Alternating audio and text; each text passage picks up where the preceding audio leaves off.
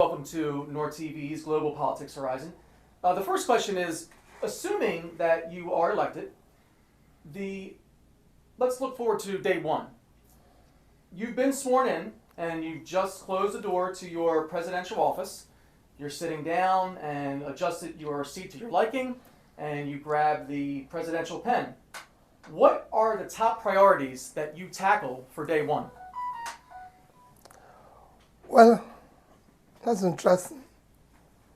Thank you for assuming that I'm going to be elected. And what do I do from day one? And thank you sincerely for inviting me and for this opportunity. For me, from day one, I'll go straight to tackling the issue of insecurity. It's the number one priority. Insecurity. But we are beset with a lot of other problems which needs to be tackled simultaneously. But on top of that list is insecurity. So I also want to jump into another question here, and I want to make sure I get this exactly right, so pardon my glance down. But President Biden here in the U.S. approval rating has recently surged as he has made good on several campaign promises, such as relating to climate change, as well as student loan forgiveness.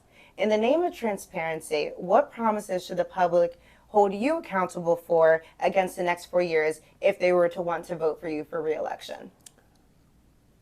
Now you're talking about 4 years, so it's not day one. Yeah. I'm going to make sure that everything I promise is tackled simultaneously. Okay. And the promise is that, again, is insecurity, dealing with the issue of rule of law and order, since the government, bring stability in the polity, uniting the country, ensuring that it is transparent and visible good governance, fighting areas of corruption, which will be visible and transparent, and people will see it. Yeah. Cutting the cost of governance, investing in human capital development, and ensuring that critical areas of infrastructure, like power, it seemed to be tackled.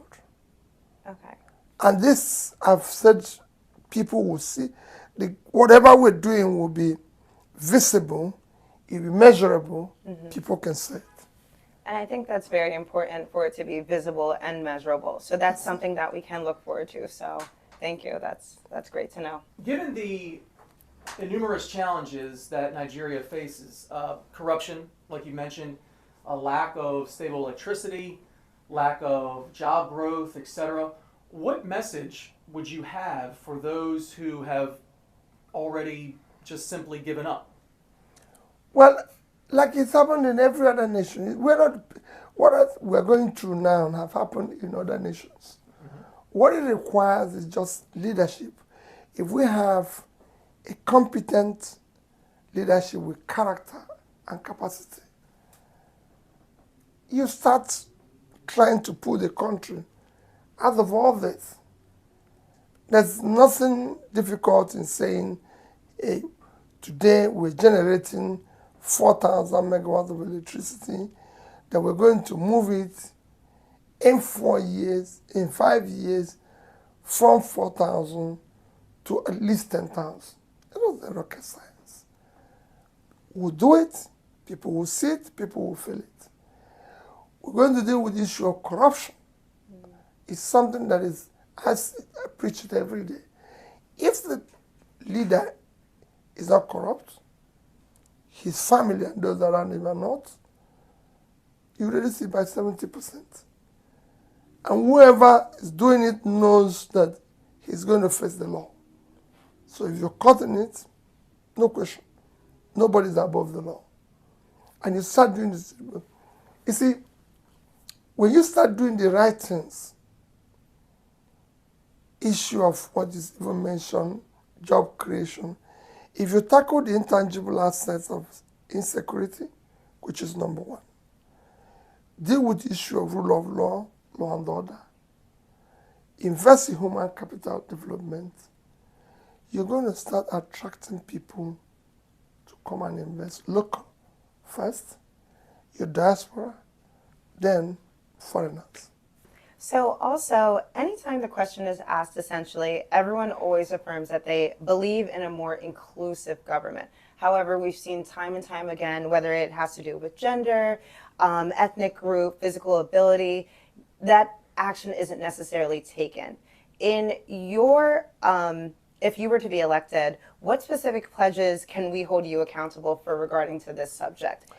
What it means inclusiveness, for me, it is about, I said it before, about competence and capability. As governor of the state, of one of the states in Nigeria, I had, for example, more women working for me than men. Okay.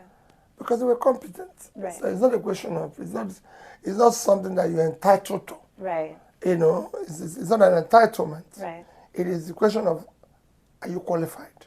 Absolutely. You know, we have to be qualified to work, because I need to engage and work with people who are qualified, who are competent, who have the capacity to do the job they're given. It's almost an exclusive consumption economy, and it's important to transition to production. And what specific industries would you be focusing on for that?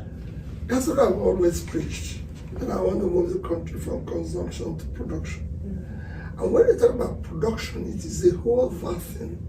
You start from, and I give you an example of what I'm saying. If you go to Nigeria, Nigeria has vast land, vast or cultivated land. It's a country that today is sitting on 923,000 square kilometers of land. Fertile land in most places and everything. So you need to move it.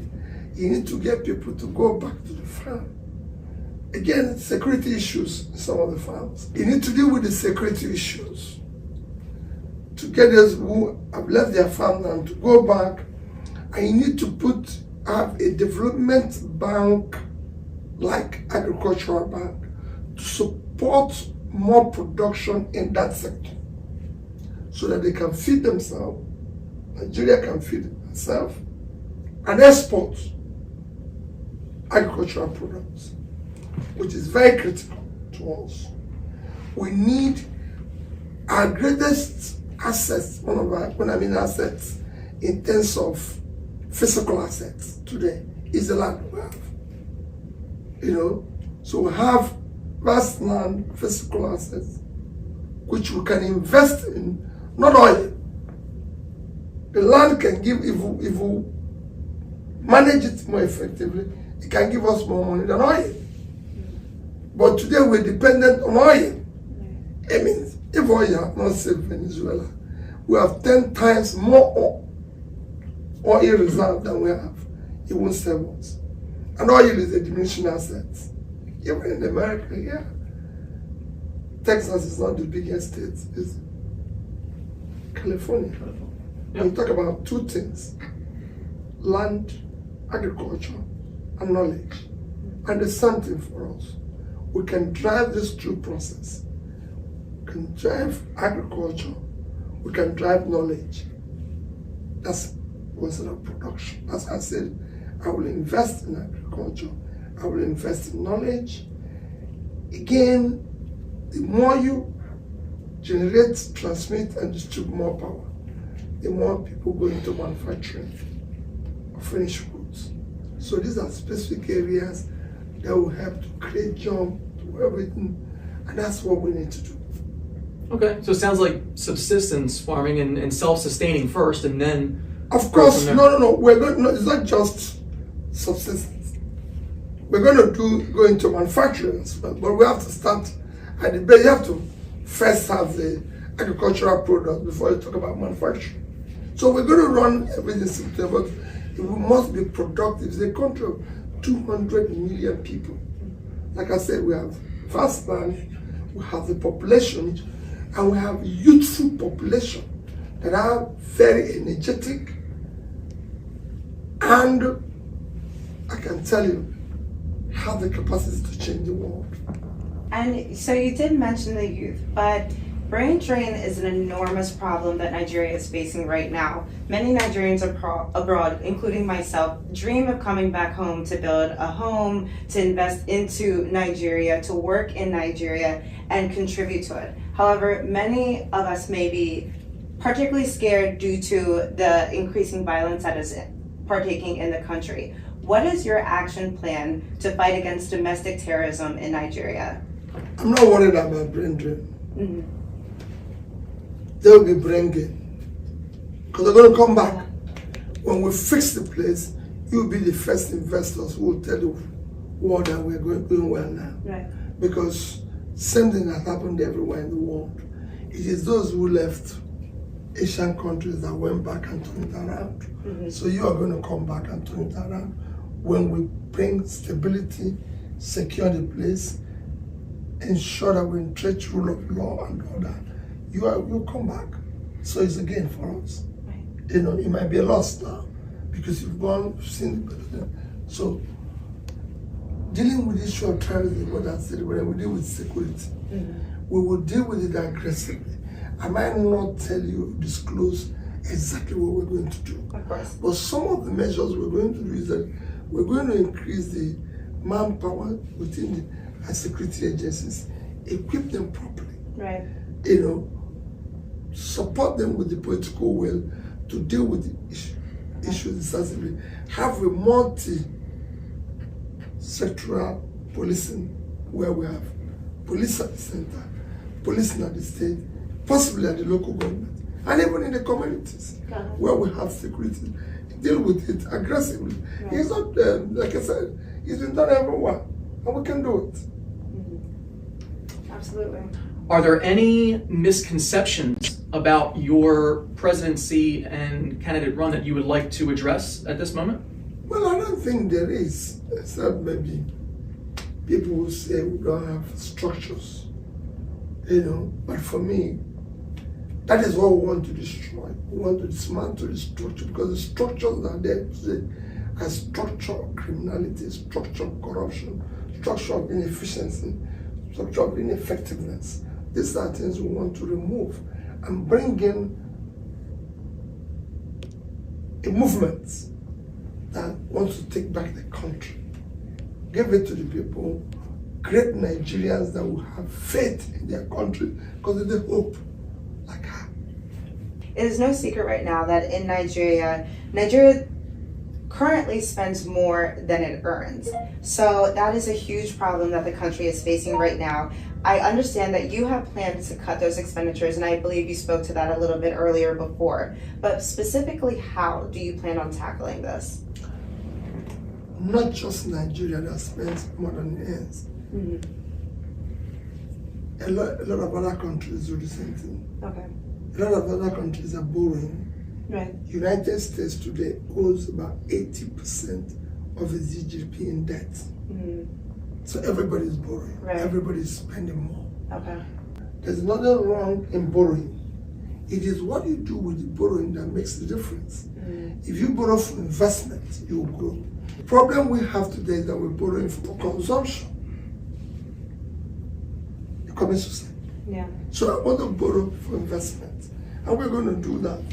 Yes, and we're going to cut the cost of governance. Okay. Would there be any specific plans for specific youth operations that you might have? I just told you, ICT, entertainment, sports, small businesses. Okay, those They are the different ones. industries. That's what drives everyone.